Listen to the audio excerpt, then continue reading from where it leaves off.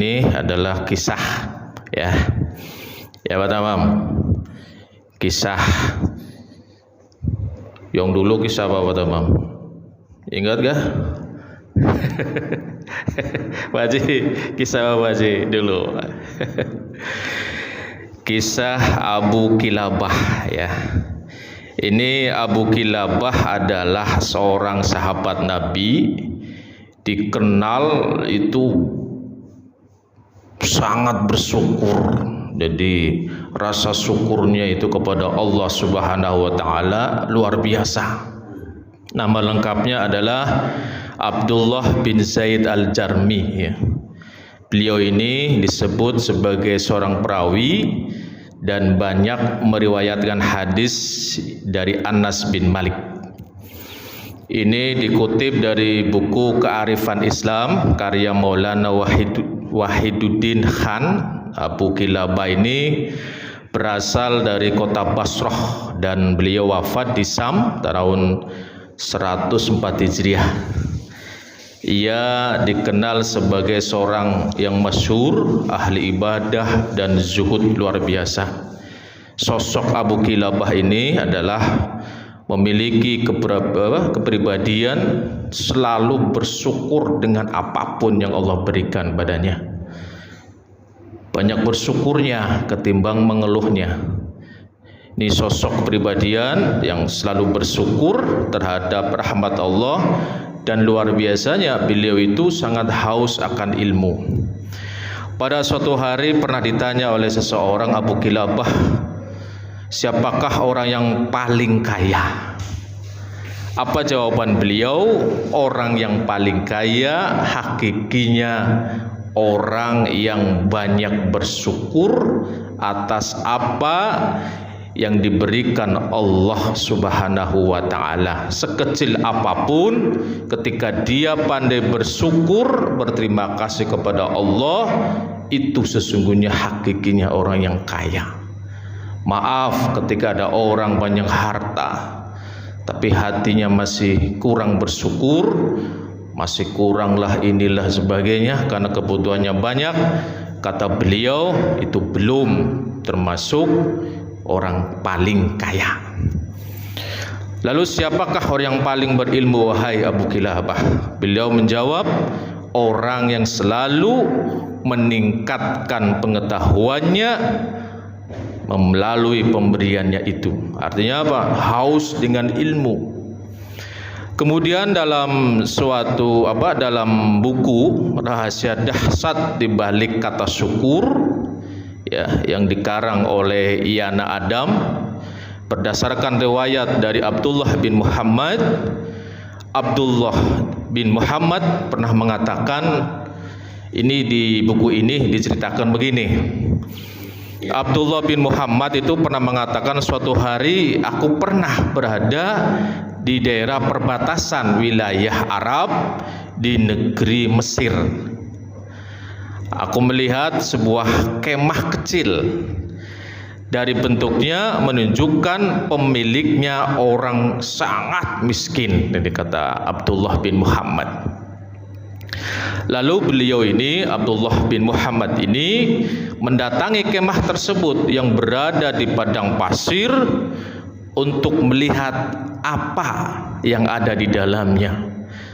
Lantas beliau bercerita, aku melihat ada seorang laki-laki, tetapi dilihat dari bentuk fisiknya dan sebagainya, ini bukan laki-laki biasa. Kondisi laki-laki itu yang beliau lihat itu sedang berbaring dengan tangan dan kaki buntung. Telinganya sulit mendengar katanya, matanya buta, tidak ada tersisa selain lisannya yang berbicara. Luar biasa ini, kakinya nggak ada, ya, tangannya nggak ada Bang Udin, telinganya juga kata beliau sulit mendengar, matanya pun diuji oleh Allah tidak bisa melihat. Jadi luar biasa ketika beliau bisa pandai bersyukur. Nih ceritanya begitu Abu Kilabah itu. Dari lisannya itu orang tersebut mengucapkan, ya Allah, berilah aku ya Allah ilham untuk tetap mensyukuri nikmat-Mu yang telah Engkau anugerahkan kepadaku, dan Engkau sangat memuliakan aku dari ciptaan-Mu yang lain. Berbeda sekali beliau ini. Yang lain Bang Udin dikasih tangan, dikasih kaki, mata bisa melihat. Itu hal biasa bagi Abu Kilabah ini. Beliau sangat bersyukur, malah doanya begitu. Dia selalu berdoa, ya Allah, berilah aku ilham untuk tetap mensyukuri nikmat-Mu yang telah Engkau anugerahkan kepadaku, dan Engkau sangat muliakan aku dari ciptaan-Mu yang lain. Beda ciptaannya, tangan gak ada, ya kan? Itu kata beliau, Engkau telah muliakanku ya Allah, berilah kami selalu bersyukur. Lantas Abdullah bin Muhammad ini lantas berkata pada orang ini, wahai saudaraku, nikmat Allah mana yang kau syukuri? Sang laki-laki pemilik kemah menjawab, wahai saudaraku, diamlah. Demi Allah, seandainya Allah datangkan lautan, niscaya laut tersebut akan menenggelamkanku gunung. Begitupun gunung, ya, ketika dijatuhkan dari langit kepadaku, pasti akan meremukkanku. Aku tidak akan mengatakan apapun kecuali rasa syukur kepada Allah Subhanahu wa ta'ala. Itu jawabannya. Lantas bertanya lagi, bersyukur atas apa lagi wahai hamba Allah? Laki-laki tersebut pemilik kemah itu menjawab, tidaklah engkau melihat Dia telah menugerahkan aku lisan yang selalu berzikir dan bersyukur. Cuman apa? Allah memberikan satu kelebihan, walaupun secara fisik banyak kekurangannya, tapi Allah tanamkan rasa syukurnya yang luar biasa dan kesabarannya, berserta apa? Lisannya nggak pernah putus berzikir. Makanya luar biasa ketika Bang Udin Allah ciptakan sempurna, mata bisa melihat, ya, telinga bisa mendengar, tangan ada, kaki ada, tapi lisannya selalu berzikir kepada Allah. Luar biasa. Para jamaah rahmati Allah Subhanahu wa ta'ala. Lantas ceritalah orang yang dalam kemah ini, aku juga memiliki anak yang sangat berbakti luar biasa. Setiap akan sholat, anak kami itu menuntunku untuk ke masjid dan selalu menyuapiku. Luar biasa, anaknya Allah berikan soleh, berbakti, ya, dan dia pribadinya dia Allah tanamkan rasa syukurnya, lisannya terus berzikir. Namun diceritakan oleh orang ini, namun wahai, sejak 3 hari ini anakku tidak pulang kemari, bisakah engkau tolong carikan dia? Akhirnya apa? Abdullah bin Muhammad, baik, akan saya carikan, karena bapaknya ini nggak bisa lihat. Ya Pak Tamam, dia minta tolong carikan anak saya, 3 hari nggak pulang. Akhirnya apa? Setelah beberapa saat dicarilah, didapatinya anaknya sudah menjadi jenazah, dikerubungi oleh singa. Ternyata apa? Anak laki-lakinya itu diterkam oleh kumpulan singa. Mengetahui tragedi itu, Abdullah bin Muhammad bingung, bagaimana nih cerita ke bapaknya ini? Pasti akan terpukul luar biasa ketika saya ceritakan apa adanya. Lantas dengan cara dia, Abdullah bin Muhammad ceritalah, wahai saudaraku, sudahkah engkau mendengar kisah tentang Nabi Ayub? Laki-laki itu menjawab, iya, aku tahu kisahnya. Dia luar biasa ujian cobaannya dan beliau sangat bersabar. Kemudian Abdullah bin Muhammad bertanya lagi, sesungguhnya Allah telah memberinya cobaan dalam urusan hartanya. Bagaimana keadaannya dalam menghadapi musibah itu? Laki-laki ini menjawab, ia menghadapinya dengan kesabaran. Aku banyak kembali, wahai saudaraku, aku telah menguji Ayub dengan kefakiran. Bagaimana keadaannya? Lagi-lagi ia menjawab, ia bersabar. Nabi Ayub bersabar. Wahai Tuhan, aku kembali lantas memberi pertanyaan. Ia pun diuji dengan tewasnya semua anak-anaknya.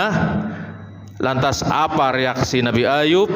Laki-laki ini pun menjawab, ia tetap bersabar dengan cobaan tersebut. Dan terakhir Abdullah Muhammad bertanya kembali, ia diuji dengan penyakit di badannya, bagaimana keadaannya? Laki-laki ini menjawab dan balik bertanya, ia tetap bersabar. Sekarang tolong katakan, kamu menemukan anakku? Lantas aku berkata, Abdullah bin Muhammad dengan sangat pelan, hati-hati menceritakan anaknya ini, jangan sampai terpukul. Sesungguhnya putramu telah aku temukan di antara gundukan pasir dalam keadaan diterkam dan dimakan oleh binatang buas.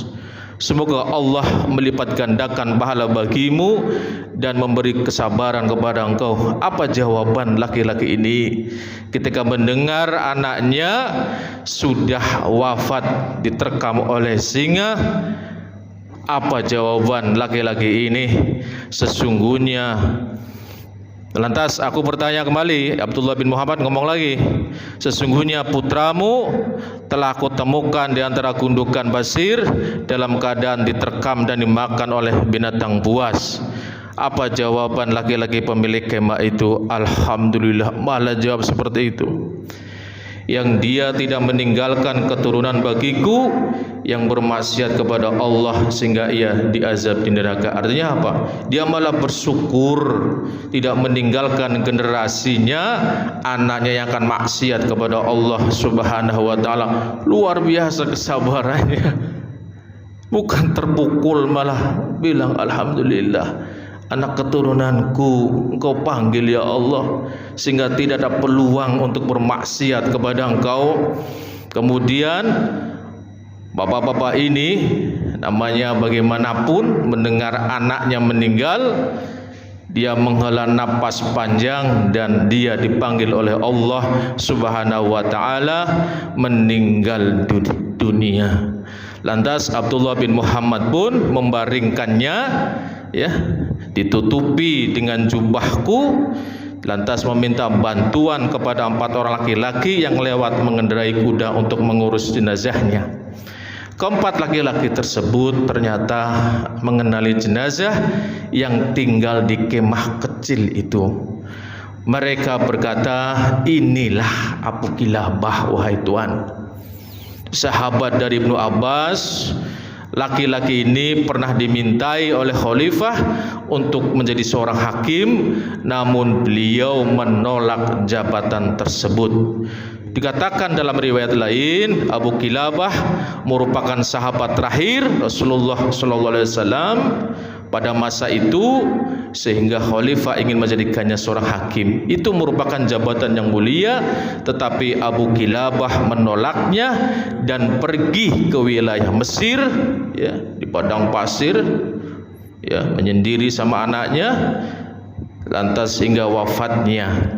Para jamaah rahmat Allah Subhanahu wa taala, kita ingat dengan satu doa yang Allah ajarkan dalam surat An-Naml ayat 19, ya, An-Naml ayat 19, wa qala rabbi auzi'ni an ashkura ni'matakallati an'amta alayya wa ala walidayya wa a'mala salihan tardahu wadkhilni bi rahmatika fi ibadikas sholihin. An-Naml ayat 19. Dalam doa ini Allah ajarkan kepada kita, kalau kita ingin bisa ada rasa syukur dalam hati kita, harus minta. Rabbi auzi'ni, ya Allah tambahkan untukku an askuro, rasa bersyukur ya Allah, ni'matakallati an'amta alayya, nikmat yang telah kau berikan kepadaku, wa ala walidayya, dan atas kedua orang tuaku. Ini doa siapa? Nabi Sulaiman alaihissalam, yang bapaknya dan beliaunya ini, Nabi Sulaiman, luar biasa Allah berikan suatu nikmat yang luar biasa. Wa a'mala sholihan tardahu, Allah ajarkan wa an a'mala sholihan tardahu, ya Allah, agar kami bisa mengerjakan amal-amal soleh yang kau ridhoi. Banyak orang yang ingin mengerjakan amal soleh tapi berat sekali, minta tolong kepada Allah. Sekelas Nabi Sulaiman pun doa seperti ini, wa an a'mala sholihan tardahu, ya Allah, gerakkan agar kami bisa mengerjakan amal-amal soleh yang kau ridhoi. Ini harus dibaca, ini luar biasa ini. Wadhilni, ya Allah, masukkanlah kami ya Allah, birahmatika, dengan rahmatmu ya Allah, kemana? Fi ibadikas sholihin, dalam hamba-hambamu yang solihin. Dan satu doa lagi yang Allah ajarkan kepada kita, surat Al-Baqarah ayat 250. Apa doa yang kedua? Ketika orang bisa bersyukur dan dibentengi dengan rasa sabar, luar biasa ini. Sehingga Allah ajarkan satu doa, Al-Baqarah 250. Qalu rabbana afrih alaina sabrau wasabbit aqdamana wangsurna 'alal qaumil kafirin. Ya Allah, ya Rahman ya Rahim, Rabbana afrih alaina sabran. Ini doanya ya, pasukan yang di depan itu sudah pasti kalah dengan musuh. Namun dengan doa ini luar biasa, secara logika kalah, jumlahnya kecil, musuh jumlahnya besar, tapi dengan doa ini, dengan keberanian yang Allah tanamkan dalam hatinya, berani maju ke depan, akhirnya menang dengan bantuan Allah Subhanahu wa taala. Apa doanya? Amalannya ini, Rabbana afrih alaina sabran, ya Tuhanku ya Allah, tuangkanlah kesabaran atas diri kami, wasabbit aqdamana, kokohkanlah pendirian kami, pantang untuk mundur kembali ya Allah, kuatkan untuk bisa menyerang musuhmu ya Allah, orang-orang yang kafir. Wangsurna 'alal qaumil kafirin, tolonglah kami ya Allah terhadap orang-orang yang kafir. Ini luar biasa Bang Udin. Doa nih, baca. Tadi yang satu, Rabbi auzi'ni an askura ni'mataka allati an'amta 'alayya wa liwalidayya wa an a'mala sholihan tardahu wadkhilni bi rahmatika fi ibadikas sholihin. Dan tambah lagi kesabaran, rasa syukur, ya, bisa beramal soleh, ya, minta sama Allah masukkan ke dalam golongan orang yang solehin, ya, tambahkan apa itu? Kesabaran. Ya, ada orang banyak beriman tapi diuji, dicoba, kurang sabar. Gitu. Rabbana afrih alaina sabran wasabbit aqdamana, teguhkan ya Allah dalam Islam dan iman, kan gitu. Wangsurna 'alal qaumil kafirin, tolonglah dari orang-orang yang kafir. Subhanakallahumma wa bihamdika asyhadu an la ilaha illa anta astaghfiruka wa atubu ilaik.